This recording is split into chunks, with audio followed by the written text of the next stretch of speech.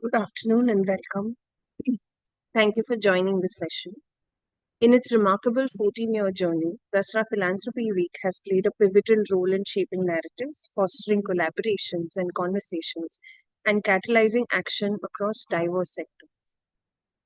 With a convergence of diverse stakeholders and voices in the development ecosystem, DPW 2024 is anchored around the theme Thrive Through Equity.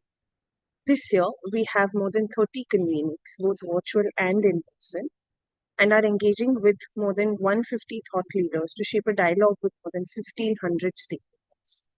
With a lens of gender, equity, diversity, and inclusion, this event hopes to be an enriching and insightful experience that will help shape a collective perspective for the future of India.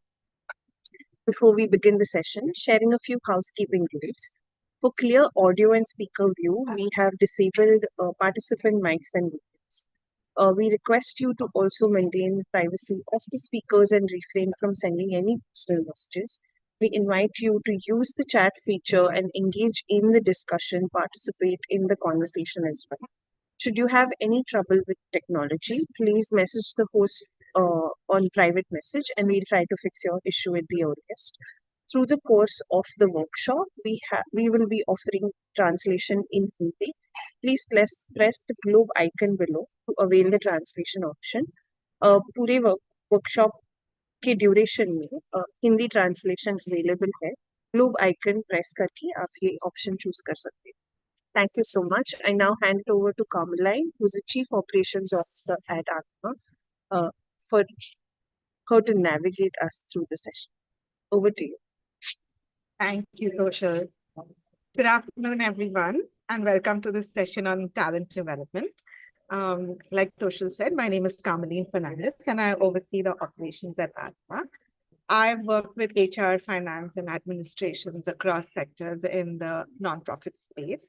And nothing excites me more than working with people, understanding what makes them tick, and like really being part of their journey. So today we are really going to talk a little bit about, moving from talent management to talent development and what that involves. So, talent management is a term that all of us have heard. And usually when we hear that term, what comes to our mind is the recruitment process, as well as all the efforts that you put to ensure that your employees are growing when they are part of your organization. The focus is largely on like 4 broad strategies, which include your recruitment process, your hiring, retaining, and then developing. And it mainly involves how employers recruit and develop a workforce that is as productive and as possible and likely to stay with their organization in the long term. On the face of it, it seems reasonable and even a must. What talent management does is that it takes a high-level view to determine which skills and talents an organization will use. However, today we are going to talk about talent development, which is one step ahead of talent management. Talent management takes a more narrow but yet deeper view to help employees progress in their individual career paths.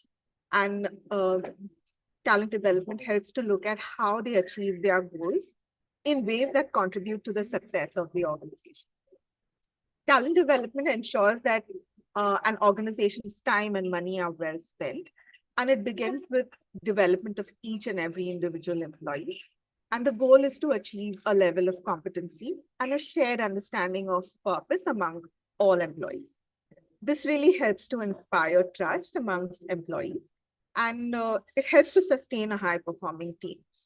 A manager or a team lead then does not have to spend too much time following cumbersome hiring practices, or they don't have to spend an inordinate amount of time on performance reviews, but they can focus on engaging with employees, providing feedback in real time, and generally just focusing on promoting a healthy, learning and oriented driven work environment.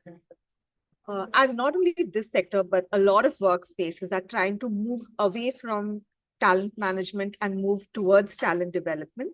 We can see a future where organizations function with more focus on developing each individual on their team, and worry less about managing them so that they are bringing success not only to each individual, but also to the organization. However, shifting from a mindset of talent management to talent development involves a fundamental change. It involves change on various levels, starting right from the leadership level, because that's where they should be able to clearly understand the importance of investing in growth, investing in the potential of existing employees um, as a path to higher levels of engagement, to higher retention, and to overall higher performance. Recognizing potential, nurturing leaders, creating growth trajectories from middle management to organizational leadership will involve intentional strategies, and it will involve putting support systems in place as well. And this is necessary to create a really strong talent pipeline that will eventually build resilience in the organization and drive the future growth and success of the organization. So today what we'll do is we will hear from a few leaders who have really lived this, and they are happy to share from their experiences, all the experiences that they've had and the thought process behind this. So we hope that each one of you takes away something really valuable today from today's conversation. And with that, I would like to welcome our panel for today. Our first panelist is Neeta Luthria. Neeta is the Executive Director of Adhyayan Foundation. She started her career in hospitality and marketing, but her passion for education really led her to pursue a career in teaching, which she started with at the Bombay International School. She started as a teacher and eventually she became the head of the junior school. While she was at BIS, Neeta was an active advocate of inclusion and community service, and she has been associated with Adhyayan since 2016, working as an assessor, conducting technology workshops for Adhyayan's partner schools. She also serves on the boards of Kimpro Foundation and Down to Earth India. She has been selected by ASCD, to which Adhyayan is affiliated, to join the Emerging Leader class of 2021.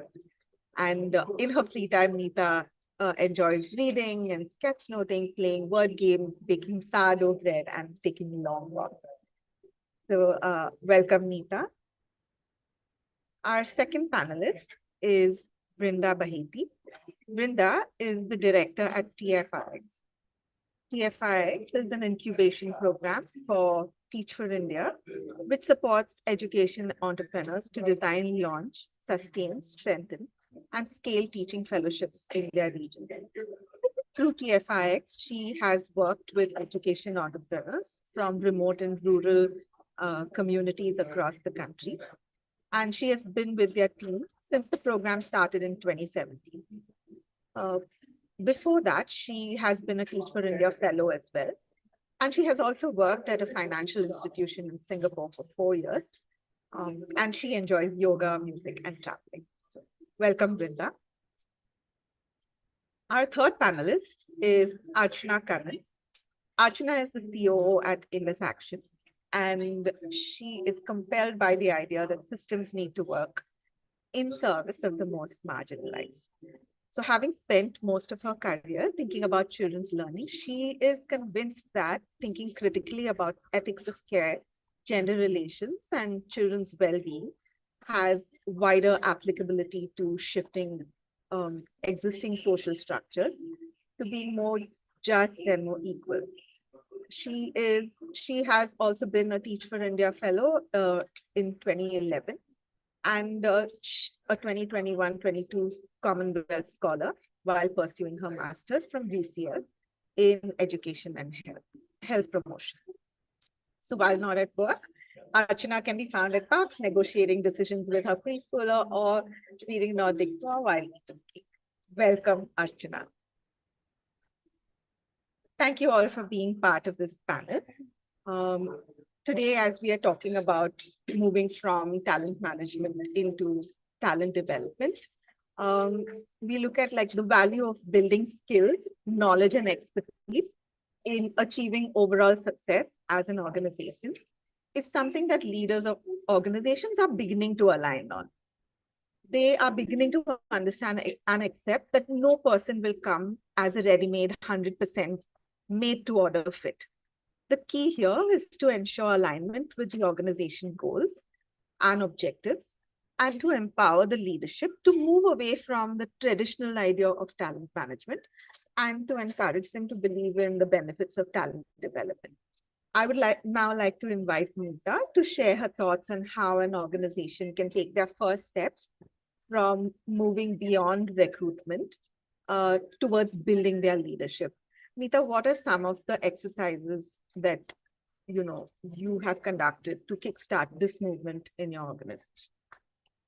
Thank you, Kamleen, and hello to everyone here, including my fellow panelists. I'm really glad to be here. So I joined Adhyayan Foundation officially in around March, April of 2022. And at that time, we were a really tiny organization. We were just recovering from the aftermath of COVID, when we had to let go of a whole lot of people because of funding having dried up. But at the point at which I took over People Practices in May, from an organization of about 8 to 10 people, in the months prior to that, we had already become around 15 to 20 people. And then our growth just increased rapidly, and we became by the end of 2022, we were already 35, and then the next year, 45. So it was really important for us to firstly make sure that everybody, what you spoke about, being aligned to the organizational why, that was critical. Otherwise, we would have really floundered. So one of the exercises that we did early on when we saw ourselves growing was that, Adhyayan believes in this whole thing of having a common understanding, and we create these rubrics and diagnostics for this purpose. So although there were a few systems in place, I felt that this common understanding of who an Adhyayanite is, because see, you could be any job role, but you had to be a certain kind of person to flourish and contribute to the organization. So borrowing from my school experience, where we used to talk about the learner profile in the IB, which is the International Baccalaureate, I said, why not create a portrait of an Adhyayanite? What are the essential qualities that an Adhyayanite needs to have? We brainstormed together. This was a very democratic process where everyone contributed that what are some of the values that we identify with being an Adhyayanite. And we came up with this portrait of an Adhyayanite, which had these 7 values, 7 attributes, which included things like empathy, ethical, empathetic, accountable, team player, learner, respectful, problem solver. And as an organization, we really value 2 things especially: learning, accountability. Obviously, ethics and respect and everything, are part of it. But this was really critical, that people should be willing to learn and also do multiple roles, not just learn what they need to do for their job in a very narrow manner, but also be the kind of person who wants to learn other things. We had a system of reviewing our performance every now and then, which was called the Knowledge Skills Mindset Framework. So I further added to that in consultation with everyone, and the mindset remained constant for everybody, whether you were an associate or the CEO. You had to have this mindset, which comprised those 7 attributes that I just spoke about. And then we built on the knowledge that you would need. So what do you need to know to do your job effectively? And how do you need to be? What do you need to do? So what are the skills that you need? And then what is the mindset? So like I said, the mindset was common. So everybody then started listing out what would be good indicators that I'm succeeding in this. So we went through an exercise where we started listing out that in our different roles, what might be the knowledge that would be important for us to function well? What is the knowledge, therefore, that we need to build on and learn? What are the skills that are important for our role? And therefore, what scope is there for us to learn? So through a series of check-ins, regular check-ins with their line managers and peers, people started to identify areas of growth for themselves in this manner. And we also help them identify somebody from either the internal organization or maybe even outside the organization who could be a mentor or a buddy to help them grow in this. So, for instance, if we found that somebody was exceptionally good at managing their time well, we would buddy up another person from the organization who was struggling with that person to learn from them that what are some of the strategies they use. We also had regular what we call PLCs, which is professional learning. We formed our own professional learning community. And by mutual consent, we would identify things that we really wanted to learn as an organization. And we structured it in 4 ways, these PLCs. So our meetings used to be called either commons, which is, when we had to do something that was, say, a meeting that was talking about alignment of values or something like that, we would call them the commons. Then we would have the campfires, which was when we would bring in an expert, again, either from the organization or from outside the organization to help us learn a particular skill. Then we have one kind of meeting, which is called a cave, where a few people huddle together to learn something based on their needs, where everybody is not, does not need to learn the same thing. That is much more needs-based. And finally, the 4th kind of meeting was a watering hole, which was just getting together and chatting.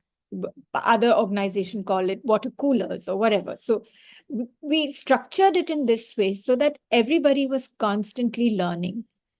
And we really value autonomy as well. We want to make sure that people are not dependent on somebody up there to take decisions. So helping people gain that confidence in themselves to take decisions, fail perhaps if that happens, but they always knew that someone had their back.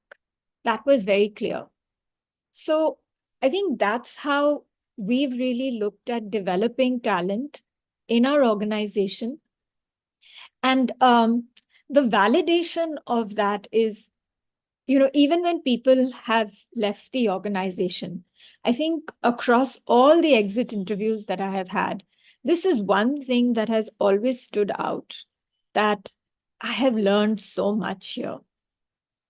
I have really grown as an individual during my time at Adhyayan, no matter how short it was. So that's what I wanted to share about some of the things that we've done. Yeah, thank you, Nita. I think that's so important, especially when the efforts, start with aligning and like starting with the leadership, really like defining.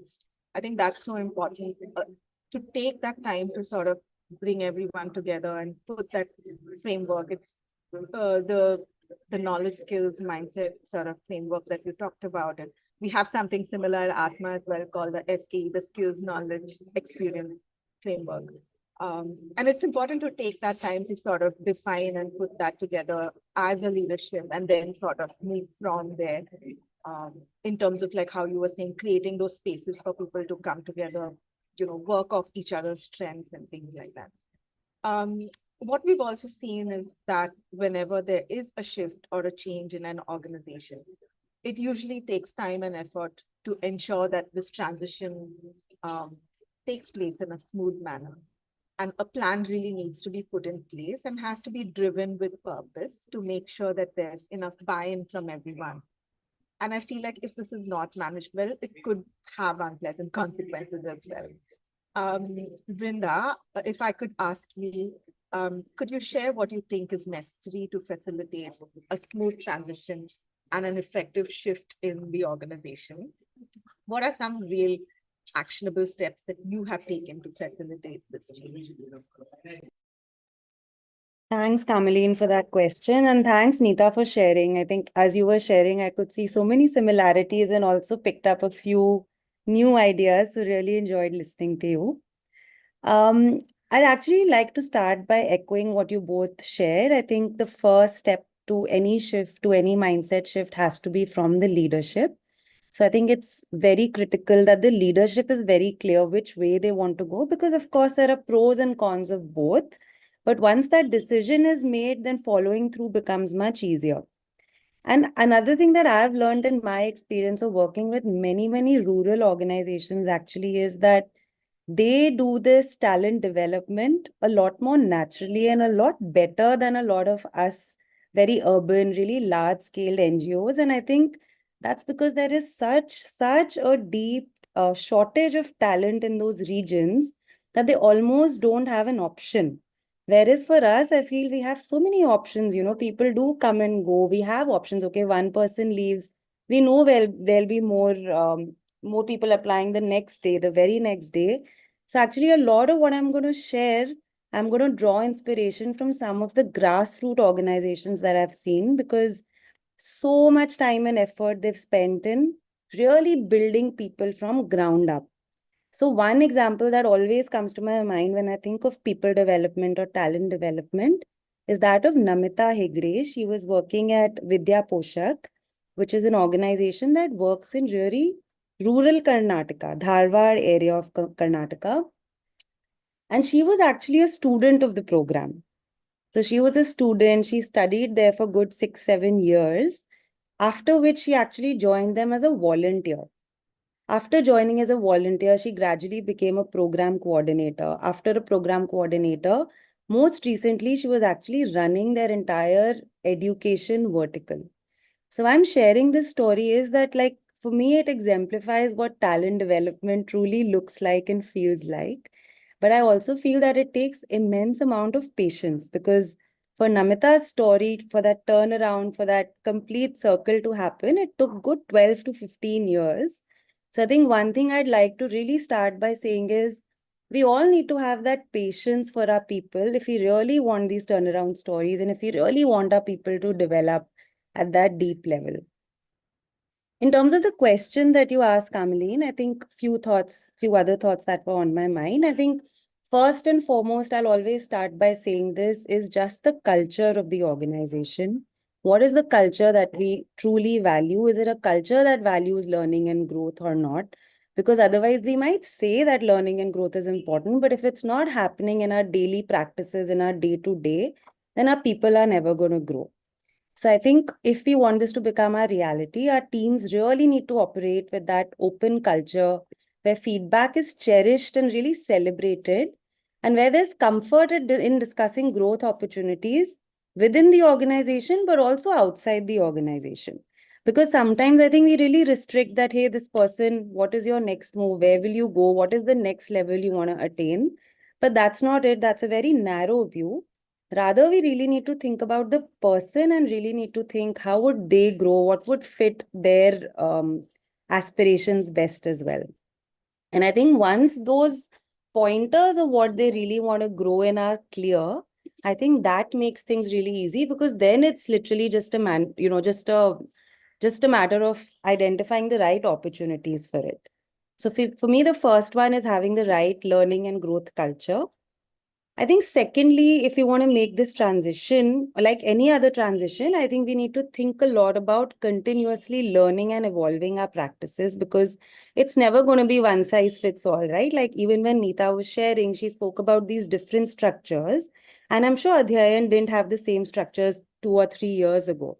So how are we going to go on evolving as an organization to make sure that we are still relevant, and we are still relevant to the needs of the people and what we want to develop in them for them to be part of the organization and contribute? I can share my own example. I think even within my own team at Teach for India, we first started, like a couple of years ago, we used to create these plans and we used to have these identified that, hey, I really want to grow in data analysis or whatever some of those skills are. But soon enough, the team started to find that like the really good courses are very expensive. So we started by creating a budget. I think it's a small one, but it puts people at ease, right? So we really created a small budget for each person on the team that, hey, you have this money to go and explore and to actually learn whatever it is that you want to learn. I think this year we've partnered with this organization called NVBC. They're called Envisioning and Beyond. And they actually work with for-profits and they specialize in team coaching. So, we all feel that the culture is great, but when so many people are working together, there'll always be some difference of opinion, something somebody is held on to, or something like that. So they've really helped us come together, challenge each other, question each other. So I think like bringing in these external folks also helps. And I think most recently in the team, we were talking about, hey, we need to redo our own individual learning plan. So we are leveraging the BNDP Competency Bank. I don't know if you've seen that, but they've put together a beautiful resource which talks about what are certain skills that every not-for-profit individual should have. So I think my whole point here is that we need to keep on evolving. There's no one size fits all or one thing which is going to work forever. But let's keep talking to our people, let's keep talking to the teams, and let's, keep evolving as the needs emerge. The last thing I'd like to share, and that's more of a personal experience, is just how important it is.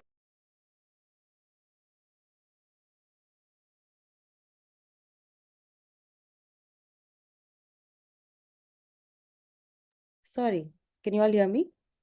Okay, I got unmuted. So I was just sharing that it's so important to celebrate the progress that the individual is making, because they're putting in so much hard work, you're putting in so much hard work. But if they are not feeling celebrated for the efforts, Anita, like you said, they might fail, but they need to feel celebrated for trying out the new thing, for trying to learn something new, for experimenting. And here I think I can share my own journey, because I started as a Teach for India fellow back in 2015.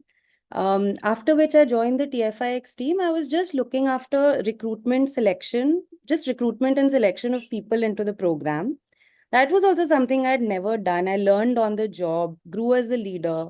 As time went by, I started to experiment a lot with fundraising, with partnerships, and I started to hold an entire vertical.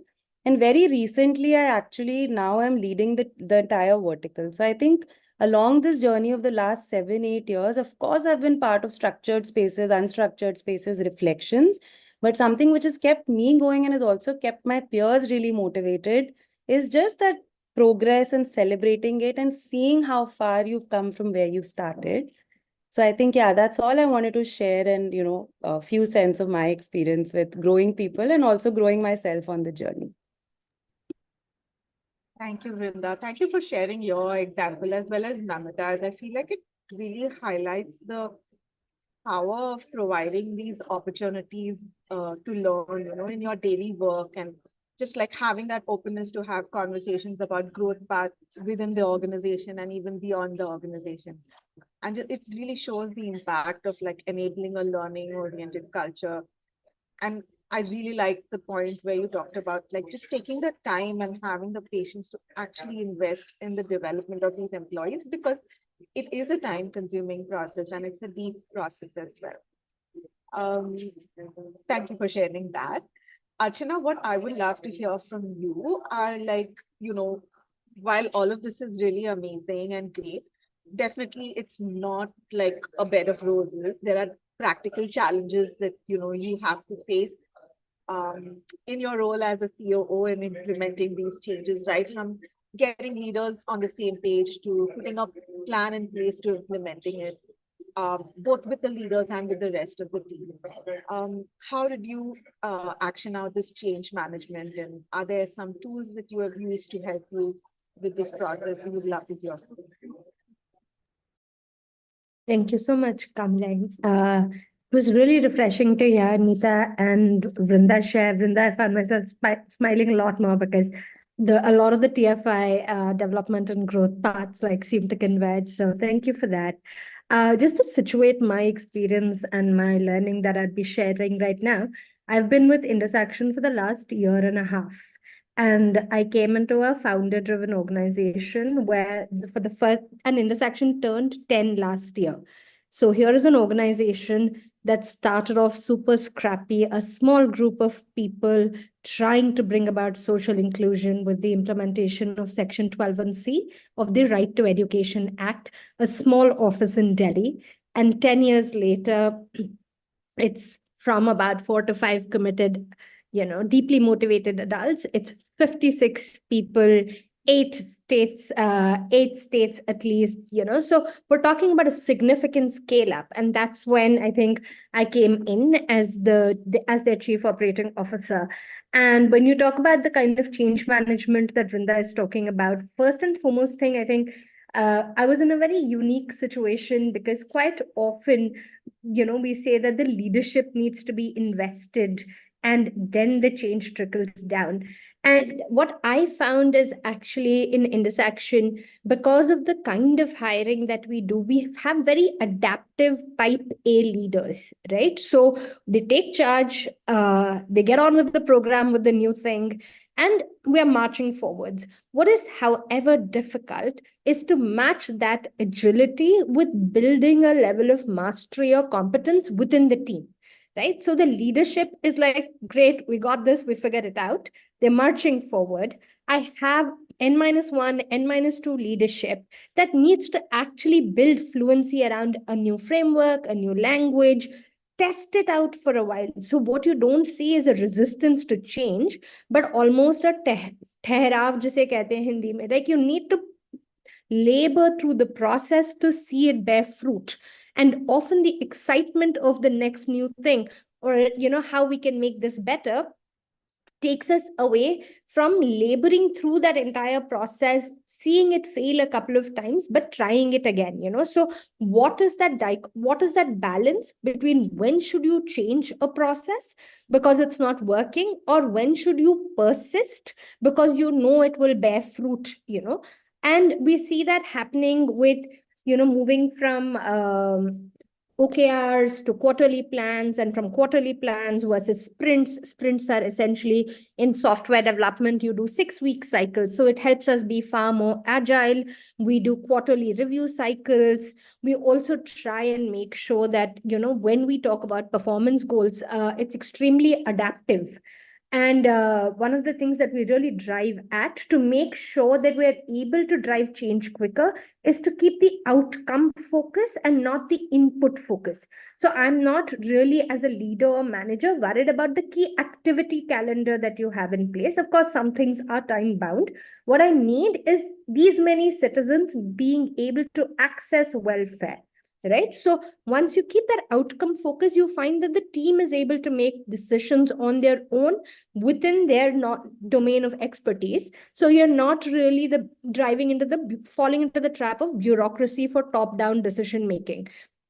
I think the second challenge that you often have is there is a lot of buy-in around the vision, but there's a real lack of clarity on how would you get to that vision. So the pathway is not very clear, right? So again, that's where the balance between, I think, the leadership team and the rest of the team comes into play. While the leadership team is able to innovate, has the space to be able to think, there needs to be a certain productization or reducing of cognitive labor at an associate level so that they're able to do the work. Right? Like, so if everything is an innovative decision, if every decision is a problem solving, it leads to a paralysis, because here I'm talking about, say, somebody fresh out of college or with a couple of years of work experience trying to design or recommend a policy to a state government on improving welfare access for vulnerable citizens, that's a lot of cognitive labor to take on at an associate level, right? So while my reportees who are zonal directors, my Samaj portfolio team, that leadership team is equipped with innovation and trying out new ideas. There is a certain level of productization that has helped reduce the cognitive labor and therefore for my team to feel more successful as well. So I think that balance is also incredibly important. The third challenge is around effective communication. I think they went from being a team that was like 10 people, 15 people on WhatsApp, being able to talk to each other, be really agile in their decision making, be on the field, be able to do all of that, to a massive 50-member organization. I know 50 is not massive for most, but I think the scale up is quite quick. And then you have email, Slack, WhatsApp. I don't think inadequate communication is the problem. I think effective communication is the problem, because we are always available now. Communication always happens, right? There's constant like updates, then you do this and you're sharing a lot. But what is not available is important, transparent decision making, right? Communicate very clearly who is responsible, who is accountable, who only needs to be consulted, and who only needs to be informed. So the RACI on any project needs to be really clear.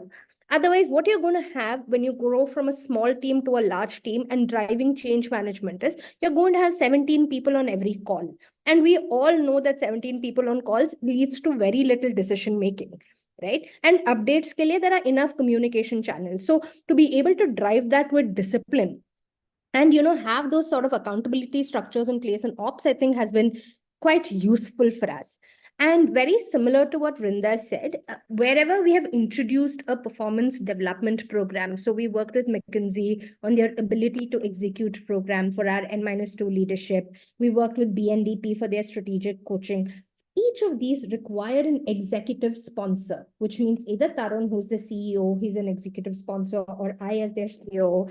And the reason for that is not just a buy-in, it's a commitment to the organization that we will follow through, right? Sometimes you need that seal of approval because we drive a lot of entrepreneurial spirit. What happens is these chote-mote innovations, initiatives keep coming up in the organization, but follow through becomes really difficult.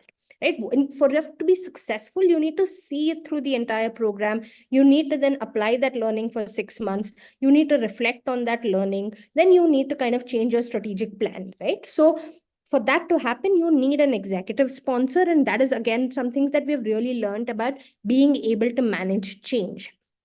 And in terms of driving change, skill gaps, I think in our sector especially, comes forth quite a bit. You're recruiting young talent, you want them to be able to be nurtured and grow within the organization. But Intersaction currently is transitioning from being a, say, entirely grassroots organization to being a systems change organization.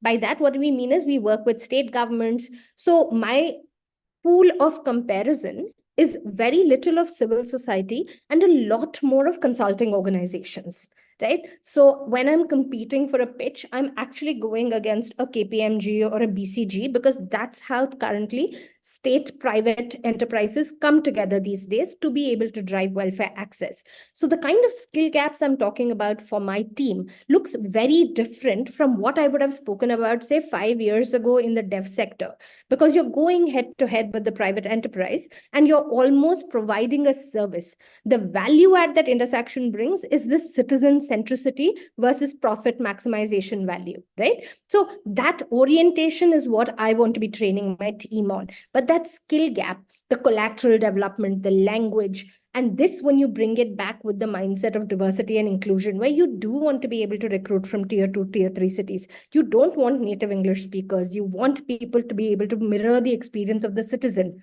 And then you're going against, say, a BCG or a McKinsey or a Deloitte. It's a very different skill game to play then, right? Like to be able to really articulate that niche, but be able to hold your ground on rigor. And I think the last bit is just around maintaining pace. In change management, I think one is you run the risk of going full throttle initially and then it fizzling out. but not being able to identify what does that sustainable pace look like, right? A very small example is we're currently in Q4. My team is busting, moving forward, doing like daily morning stand-up calls, weekly calls. We have these firefighting calls. There are so, but we know this will happen till March 31st. Right. And then you have the spaciousness to be able to think what next, reflect on what's worked, what's not worked. So for change management, that spaciousness is really important while being able to maintain momentum. Like the team needs to be able to see a finish line for you to drive change management successfully. Like otherwise, I do think many times you have very unrealistic expectations in terms of the pace we expect from especially the development sector, because you believe it's driven on intent, right? But humanly, it is not sustainable to drive that kind of pace. But you want to be able to also make sure you're staying true to the beneficiary, because we are in it for the citizen, right? So I think that is the kind of tension I think we try and navigate and make sure that we're able to, stay course on the change management piece. Thank you so much, Archana, for sharing that. I think like the journey from like what you were describing from a founder-driven organization to where it is today definitely has its challenges and its learning opportunities as well.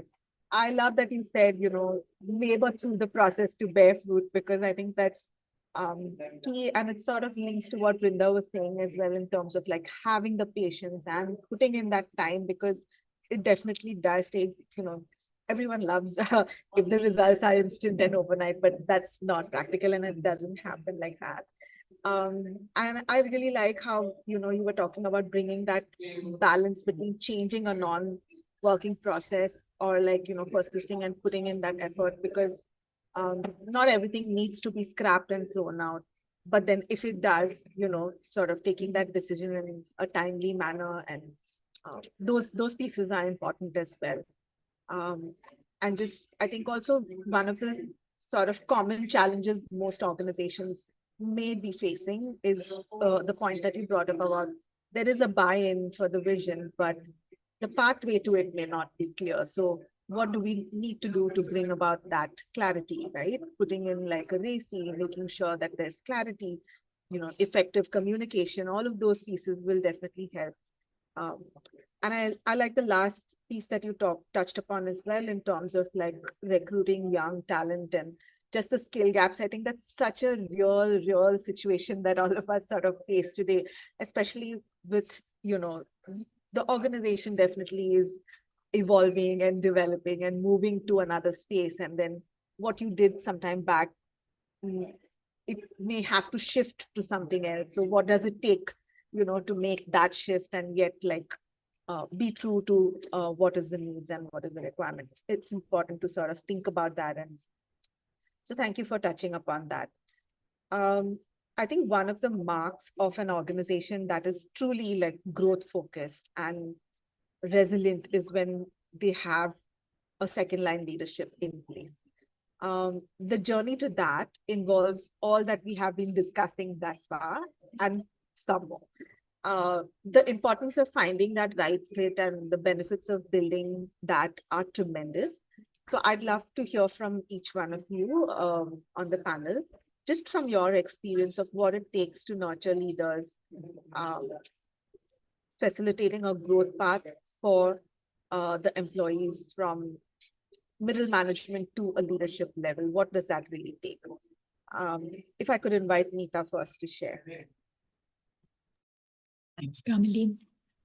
So being a fairly late entrant to the civil society world, for me, actually, it's always I always have this sense of awe at the amount of talent that is actually available in this sector.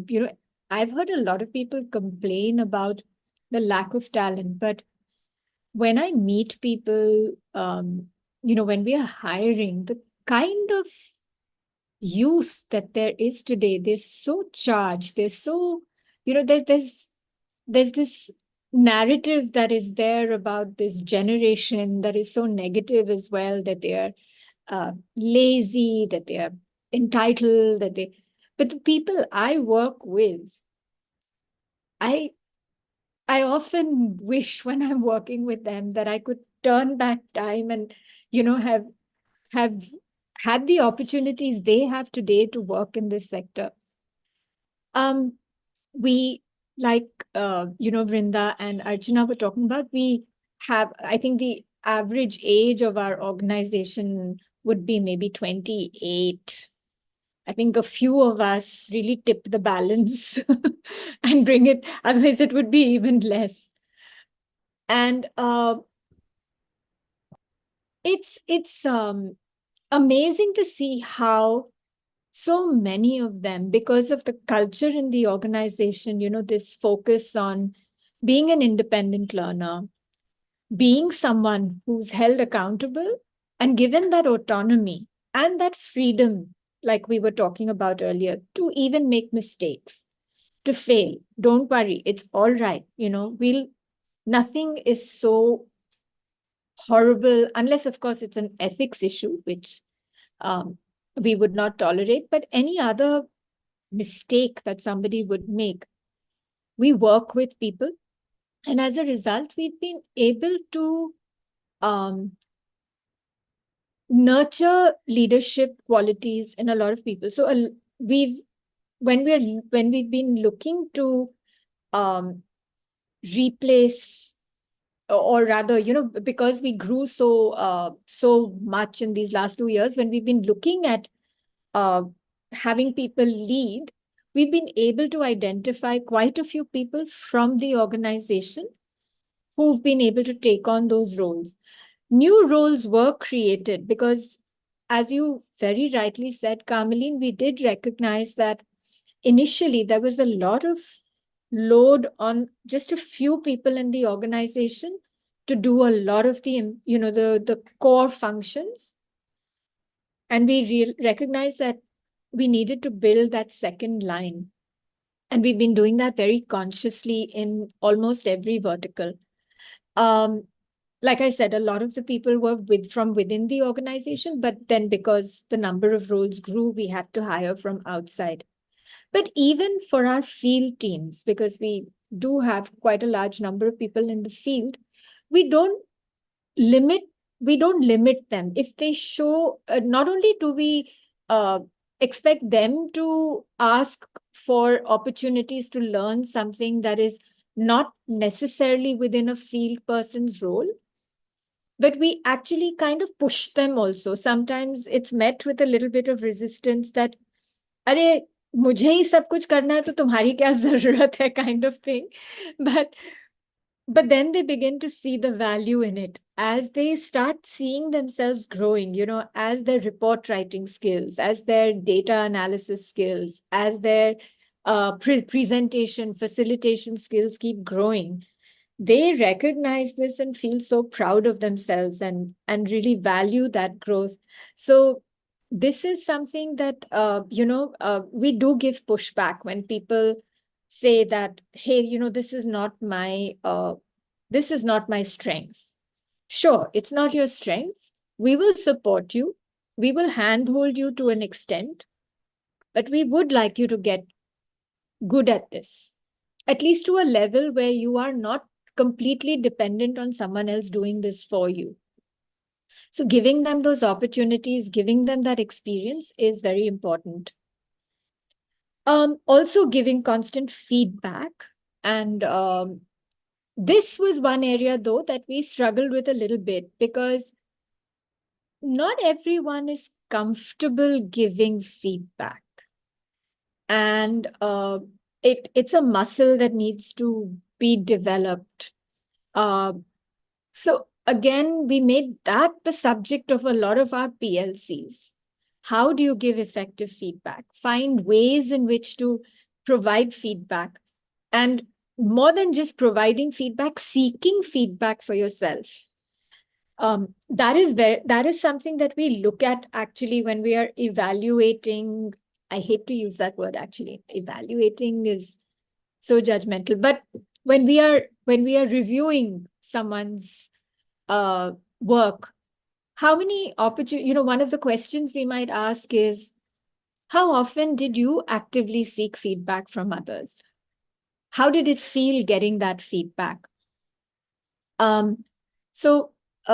these, I think, are some of the reasons why we've been able to identify these leaders within the organization, have them grow, have them see that there is possibility here, that you're not stuck in this position forevermore. And if you want to go to another vertical, you might be someone who started off as a field executive, but you might want to try something else out because you found yourself doing that very effectively in the opportunities that were given to you. So we do like them to voice this out. There are forums where they can share with us through these check-ins, especially that, hey, you know what? I know this was what I started out doing, but I think I might just like to try my hand at this. So then giving them those opportunities is something that we try to do.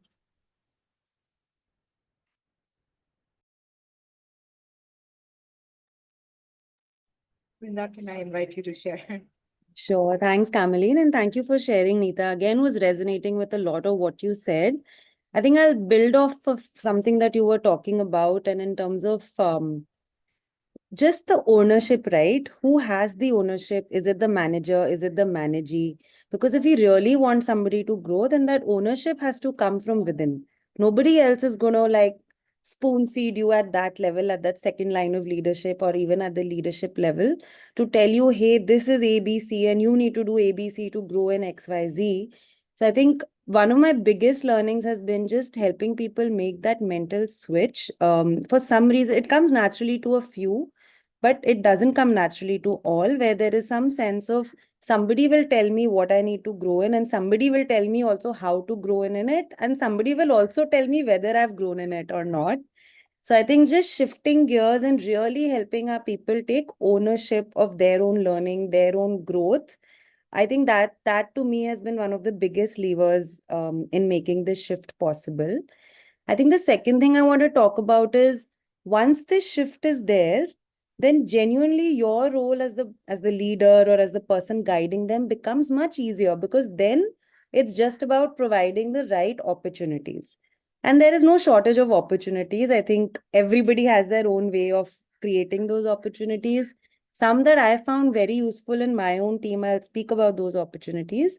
One is definitely going on an external forum and talking about your work. I think that gives people a lot of confidence, a lot of ownership that I was talking about, a lot of belief in the work that they are themselves doing. I think also something that I've seen is at that second line of leadership level, people are really good at execution, but this word strategy is something that they're very scared of, because somebody else will create the strategy and give it to me and I'll execute it, right? But I think this year, the shift I've made in my team is I'm not creating strategy for anybody. We are going to crowdsource. That's what I've been saying. We're going to crowdsource strategy. So you've been working on something. I've created templates. I've given them, how do you actually think about breaking down the thinking? But the team is creating the strategy, and the second line of leaders are actually creating the strategy, which I think is giving a lot of, again, confidence and ownership to my own team. I think the other thing which I've seen work really well is how can we work with cross-functional teams across the organization, because I'm with TFI, so there is so much going on within the organization. So move beyond your own vertical, think what else is happening, how can you come together, learn from that.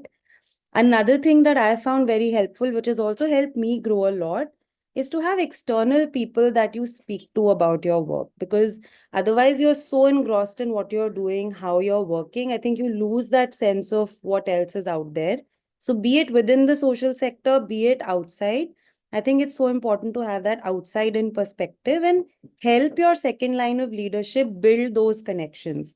Either you have them, so pass them on, or encourage them that, hey, HR is an area that we really need to do better on, and please go out and find somebody, and they will. And I think the last thing that I found very useful is having a coach or having somebody who they can really bounce off very personal questions as well. In my team, I think we've had somebody on maternity like for the last 3 years. One person is always on maternity. So people are also on their own personal journeys, right? Like along with the work that we are doing. So I've really found a lot of help in people first figuring out whatever it is that's going on in personal life as well. And I found coaches help a lot. So I think what I was trying to say is that first the ownership needs to come. And when the ownership is there, you can create as many opportunities. There's no dearth of opportunities. But the last thing that I'll just add, and I would like to leave everybody with that thought, is that again, often I've seen that people think if I have to grow and if I have to learn as a leader, I need to enroll for a course.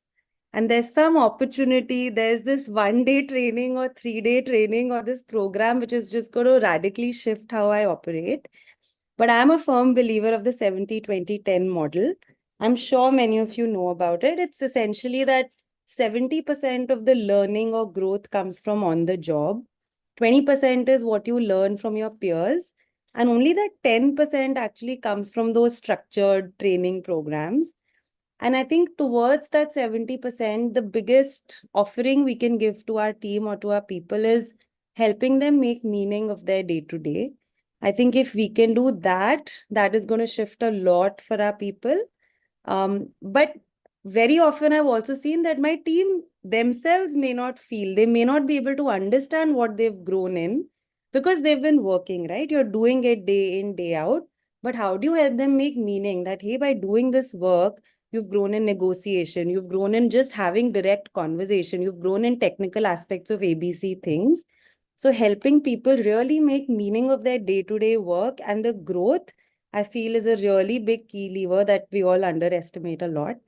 So I think those were my couple of, again, 2 cents on what I feel really helps. Over to you, Archana. Thank you so much, Neeta and Brinda. I think found myself nodding to so many of the things that you shared, and I was like, absolutely. I think even in intersection, especially the last part about learning on the job versus going for the next public policy course or something like that. I think it's such a world of a difference. And I think even on the job training, there is this thing about doing dry runs, getting the practice time versus game time. I think it makes a world of a difference, right? Like, especially when you're talking about high stakes, being able to shadow people, learn from them, like really, really helpful ideas. I think I'm just going to build off what you both shared and try and make sure we're covering other facets of it. So one of the biggest challenges and areas of growth for us that we need to be more intentional about is around promoting diversity and inclusion, right? So what I have found is it is one thing to say that leadership development opportunities will be accessible to everybody in the team. Of course, like there is no malintent, but what happens is you need to plan ahead and make thinking visible.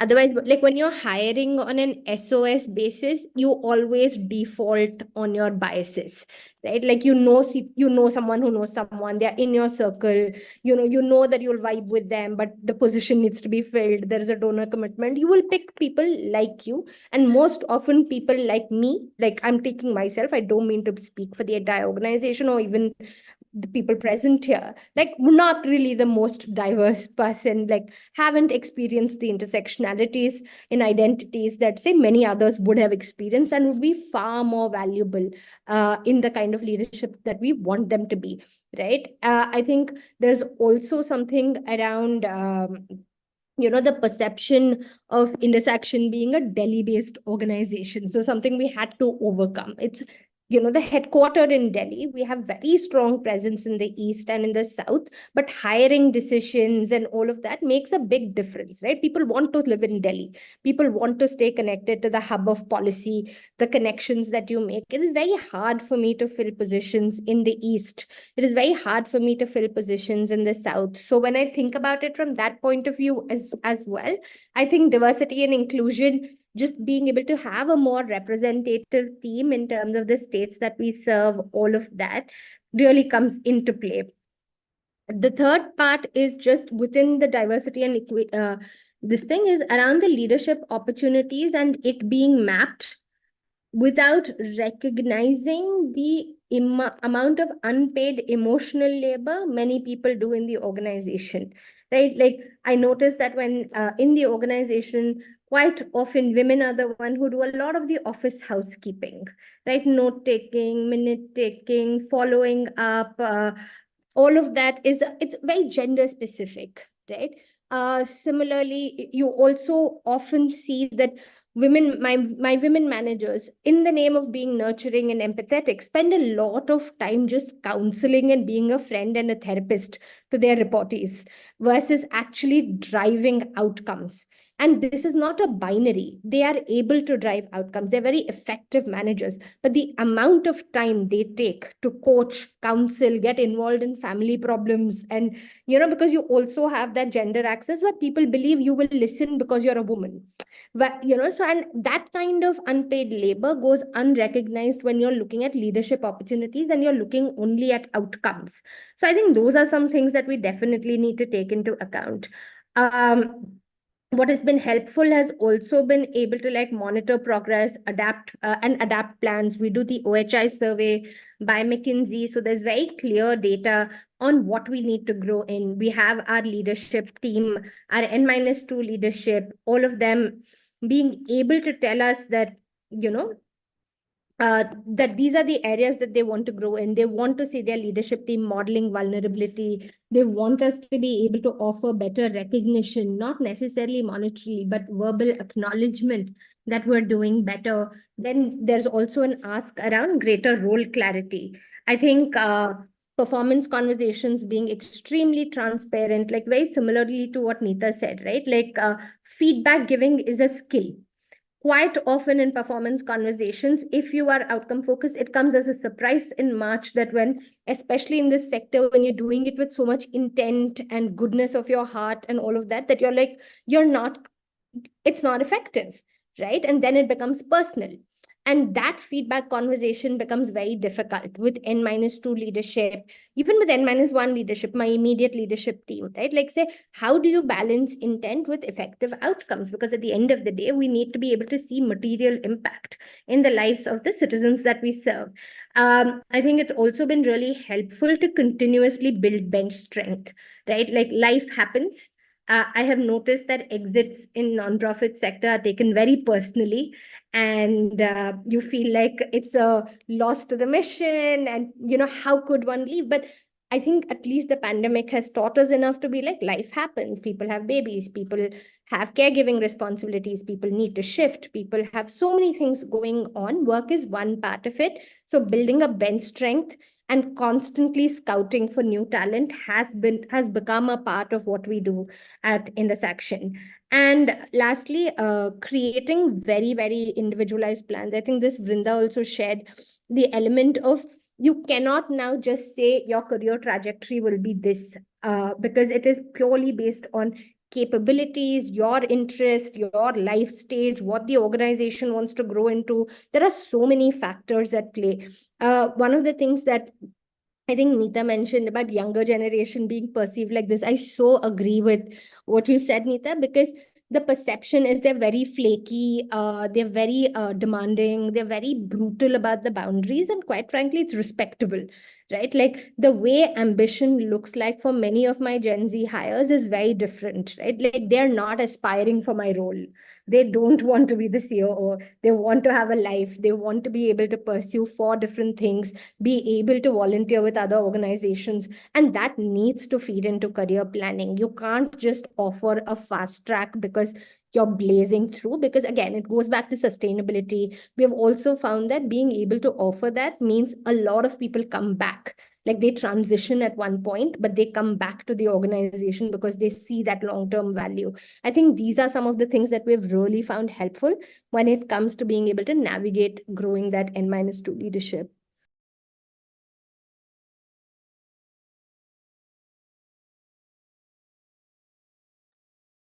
Thank you so much, Archana, for sharing that. I think all the points that you touched upon are like real practical points that we face in our daily work and in our daily dealings with dealing with planning growth and trying to inspire that that buy-in and things like that. What we've seen over here in today's discussion is just the importance of positioning employees really well for their career advancement in a way that aligns with the organization's mission, and just like all of what that takes to ensure that that path is successful both for the organization and for the employee. And eventually, all the parties stand to gain when talent development is done well and it's done right. So thank you, Archana, thank you, Nita, thank you, Brinda, for all of your inputs and just like for sharing your thoughts, for sharing your experiences. We've almost come to the end of our conversation.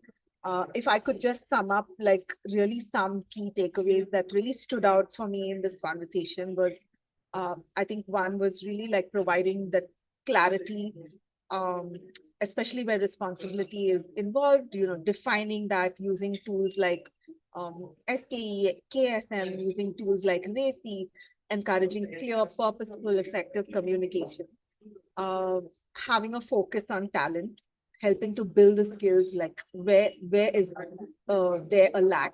Is there really a lack? Can we address this by focusing on what resources we have, the human resources that we have, really allowing people to work through mistakes and guiding them, helping them, supporting them.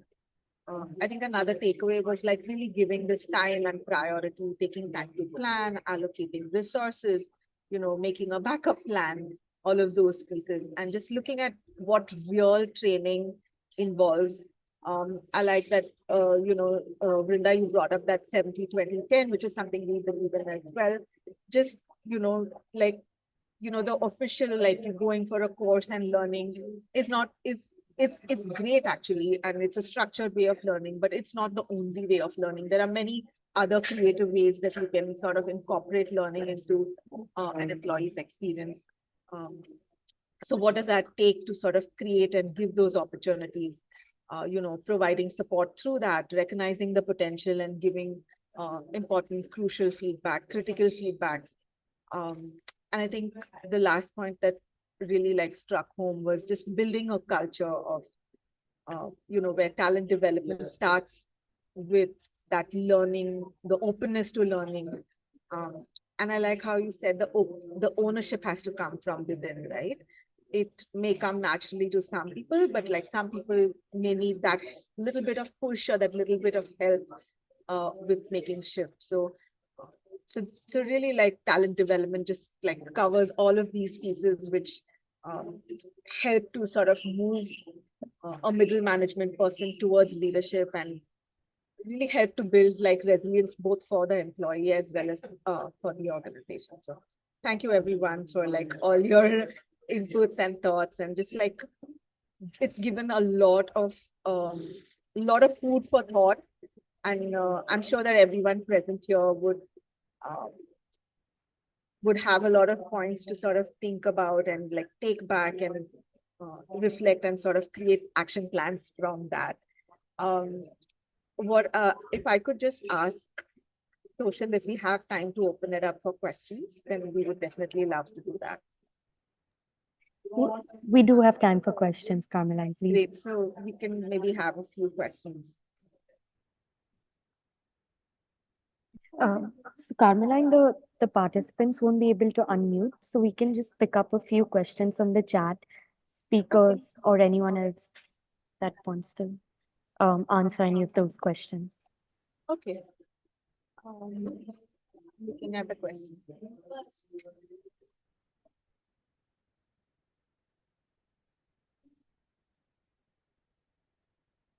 I see that like some of the questions have already like been answered. I think there's one question that says, how do we reimagine skills, abilities, and merit from both hiring perspective and managing the talent that is onboarded? I think Brinda, you spoke about patience and the story that you shared. What more can be done?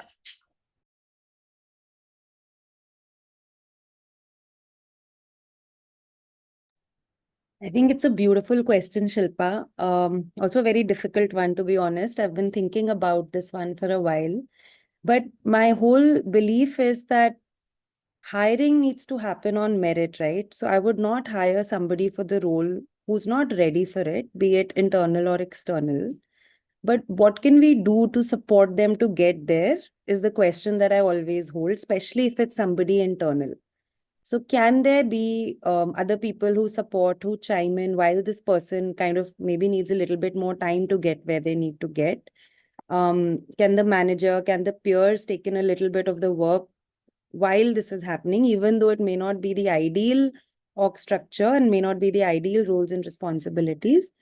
But that's the call I would take. I would not move somebody up to a role or hire somebody in the role just because they are diverse or they are, bringing in something like that. So hiring needs to be based on merit, but I think the support should go in bringing them up to that mark, not lowering the mark. That's my only thought on this. But if other panelists want to add, please do.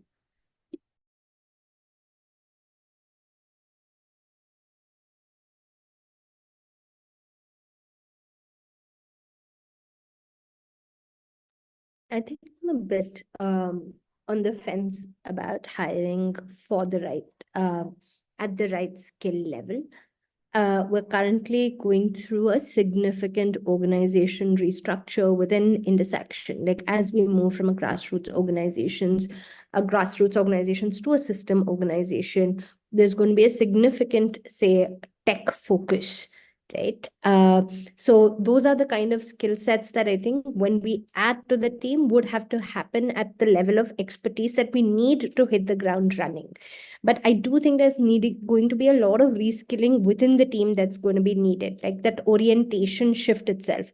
Like your beneficiary is the citizen, but your client is actually the state government, right? Like how are you going to shift that sort of focus? That sort of reskilling, I think, would have to happen where you see potential and then you push people to stretch themselves and provide the necessary opportunities to be able to kind of access that sort of developmental zone, like whether it is on the job, whether it is being a part of certain conversations that help you mirror some of these things. I think that's where I'm currently at, trying to see what does it mean to reskill this team to live into the vision that we have, because this team has held together and brought Intersection together for the first 10 years and can stay true for the next 10 years. And then what does it mean to bring in a level of expertise that does not currently exist on the team? And that needs to be probably at a benchmark that's at the industry level. Thank you, Vrinda. Thank you, Archana. I think we'll take one more question from Arya. She says, can you give advice on how to bridge the cultural and professional gap between grassroots field workers and high-level management team?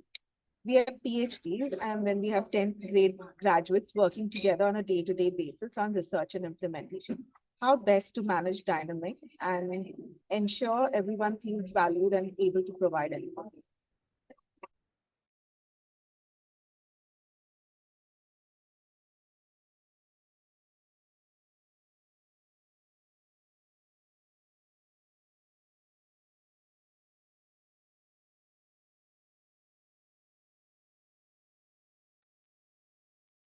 This is an interesting question. So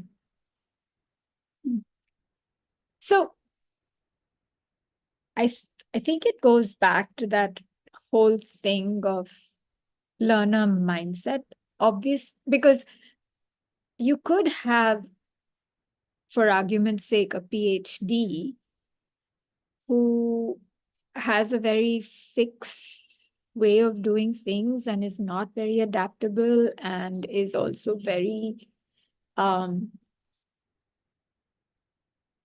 convinced that theirs is the only way. So I'm not sure where the qualifications are the benchmark for being a good leader. And when I use the word leader, I mean I use it very in the looser sense of the term. But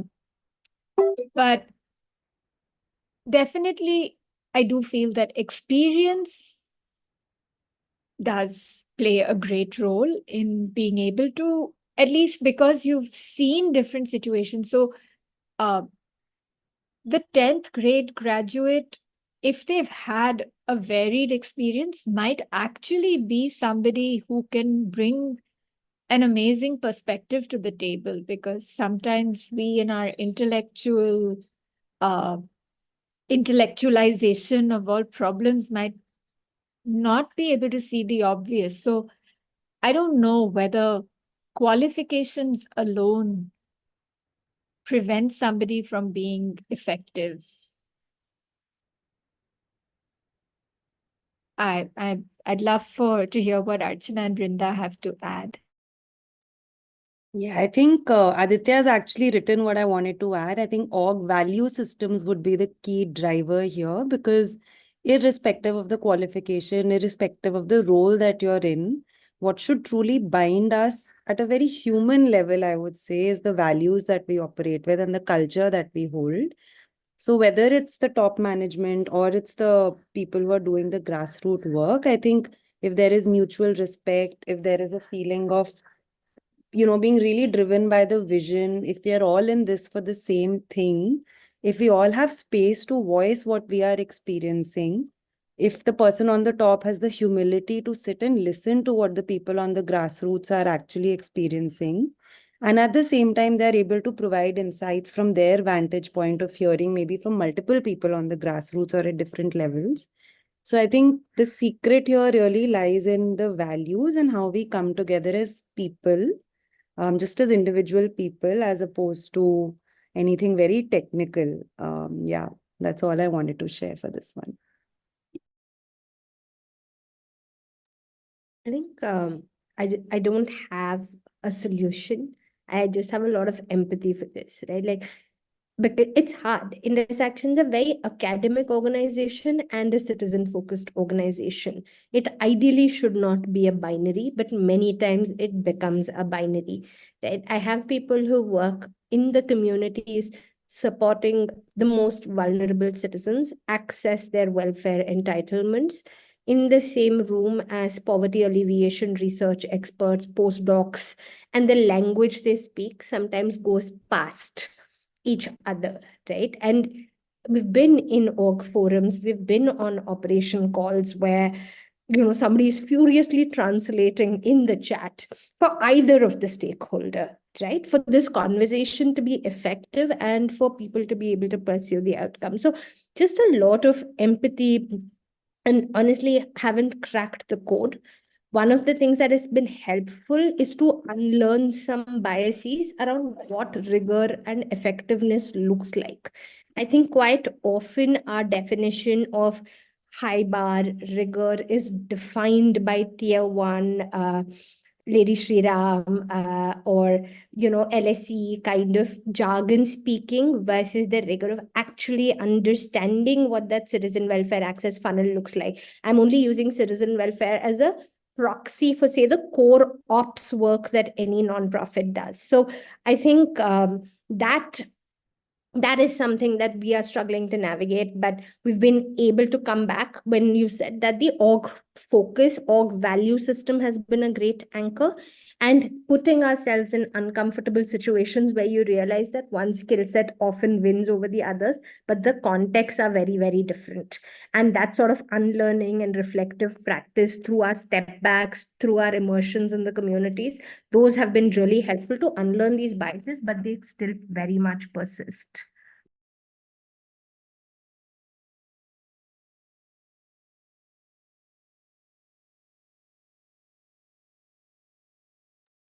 Emily, Carmel, you're on mute, sorry.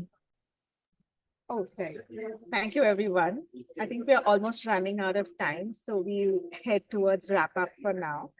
But I do want to thank you, Neeta, Vrinda, and Archana, for your time and your willingness to be part of this panel and just taking the time to sort of put thoughts together on this and for very candidly sharing your insights and experiences, for drawing from your experiences and sharing practical aspects and examples and things like that. I'm sure that everyone present here has a bunch of really valuable takeaways and reflection points to sort of go back and think about. So thank you so much for your time and just for sharing everything so openly.